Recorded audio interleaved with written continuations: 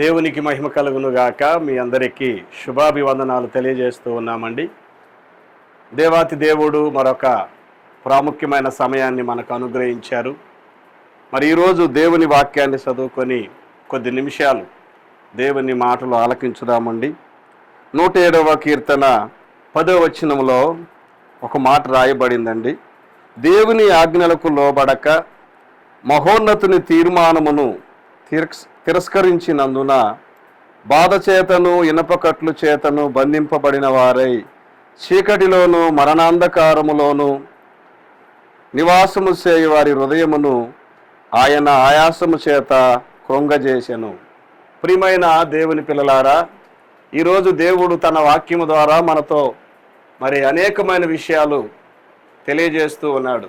అదేమిటంటే, దేవుడు మన కొరకు అనేకమైనటువంటి విషయాలు ఈ పరిశుద్ధమైన గ్రంథములో రాయించి ఉంచాడు. మనము ఆశీర్వాదకరంగా, దీవెనకరంగా, మహిమకరముగా, ఉన్నతమైనటువంటి వారిగా మనం హెచ్చించబడాలని, అటువంటి ఉన్నతమైన స్థాయిలో ఉండాలని, దేవుని పిల్లలమైన మనం ఈ భూమి మీద దేవుని వలె జీవించాలని ఆయన ఉద్దేశించి ఈ 66 పుస్తకాలు కలిగినటువంటి పరిశుద్ధమైన బైబిల్ గ్రంథాన్ని మనకు అందించాడు. అనేక మంది ప్రవక్తల ద్వారా వారిని ఆత్మచేత అభిషేకించి ఈ గ్రంథములో అనేకమైన విషయాలు మన కొరకు పొందుపరచడం జరిగింది. అయితే ఈరోజు దేవుడు మనకు తెలియజేస్తున్న సత్యం ఏమిటంటే, దేవుని ఆజ్ఞలకు లోబడక మహోన్నతుని తీర్మానమును తిరస్కరించినందున బాధలు, కష్టాలు, ఇరుకులు, ఇబ్బందులు, చీకటి కలిగినటువంటి చీకటిలోకి వెళ్ళిపోయినటువంటి పరిస్థితులు, అంత మాత్రమే కాదండి, ఇనపకట్లు చేత బంధించబడటం. ఒక్క మాటలో మనం ఈ యొక్క విషయాన్ని ఆలోచన చేసినప్పుడు, దేవుని ఆజ్ఞలకు లోబడకపోవటం వలన, దేవాతి దేవుని తీర్మానాన్ని తిరస్కరించినందున ఈ రోజున మనుషులు అనేకమైన శ్రమలు అనుభవిస్తున్నారు, బాధలు అనుభవిస్తున్నారు, కష్టాలు అనుభవిస్తున్నారు, నిందలు అనుభవిస్తున్నారు. చచ్చిపోవాలనే ఆలోచనలు వాళ్ళకు వచ్చేస్తున్నాయి. ఆ బాధలకు తట్టుకోలేక, ఆ ఇబ్బందులకు తట్టుకోలేక, ఎందుకు ఇవన్నీ జరుగుతున్నాయి అని మనం ఈ వచనాన్ని గురించి ఆలోచిస్తే, మీరు దేవుని మాటను తిరస్కరించారు, దేవుని ఆజ్ఞలకు లోబడట్లేదు, దేవుని వాక్యాన్ని పక్కన పెట్టి మీ ఇష్టానుసారంగా మీరు జీవించుట ద్వారానే మీకు ఈ బాధలు వస్తున్నాయి, మీకు ఈ కష్టాలు వస్తున్నాయి, మీకు ఇబ్బందులు వస్తున్నాయని దేవుడు తెలియజేస్తున్నాడు.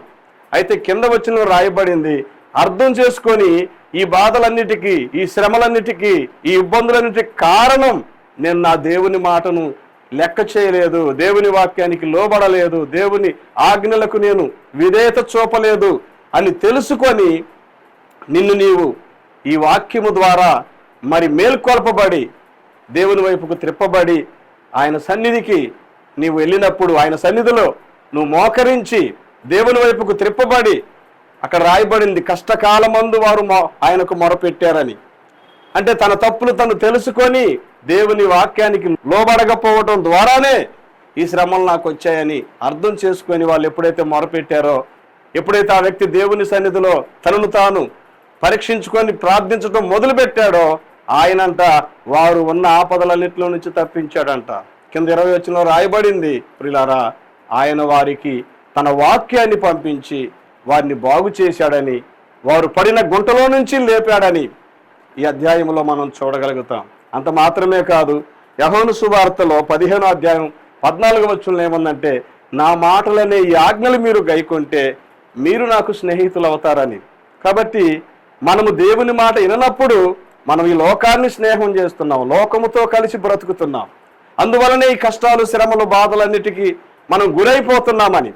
ఎప్పుడైతే దేవుని ఆజ్ఞలకు మనము లోబడి దేవుని ఆ వాక్యానుసారంగా మనం జీవిస్తామో, యేసుక్రీస్తు ప్రభువారు చెప్పిన మాట ఇది, మీరు నాకు స్నేహితులు అవుతారు.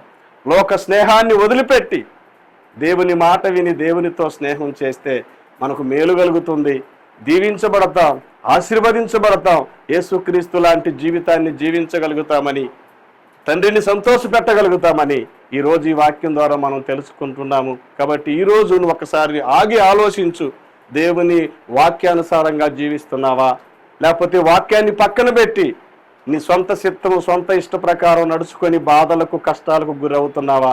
ఒకసారి ఆలోచించాలని, ఒకవేళ దేవుని వాక్యానికి నువ్వు వ్యతిరేకంగా ఉంటే ఈరోజే నీ మనసు మార్చుకొని ఆ వాక్యానికి లోబడాలని ప్రేమతో కోరుతున్నాను, బ్రతిమలాడుతున్నాను. ప్రార్థన చేస్తాను నీ కొరకు. చిన్న ప్రార్థన చేసుకుందాం. సకల ఆశీర్వాదాలకు కారణభూతుడమైన మా కన్న తండ్రి, నీ పిల్లలమైన మేమందరము ఆశీర్వాదకరంగా దీవెనకరంగా ఉండాలని మీరు కోరుకున్నారు. అయ్యా, కొన్నిసార్లు నీ వాక్యానికి మేము లోబడక, నీ మాట వినక అయ్యా మాకు మేమే బాధలు కొని తెచ్చుకుంటున్నాం, శ్రమలు కొని తెచ్చుకుంటున్నాం. అయ్యా, ఇబ్బందులకు గురైపోతున్నాం, కష్టాలకు కారణమవుతున్నాం. ఆ కష్టాల్లో నుంచి, ఆ బాధల్లో నుండి, శ్రమల్లో నుండి విడిపించాలని ఇదిగో మీరు ఈ వాక్యం ఈరోజు మాకు తెలియజేశారు.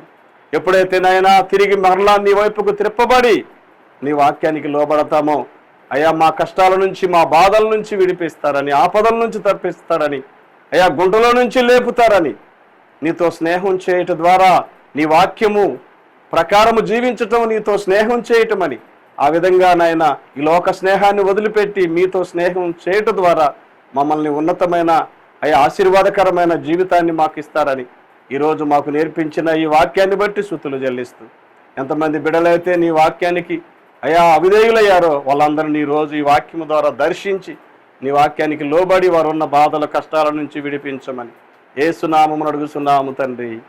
ఆమేన్.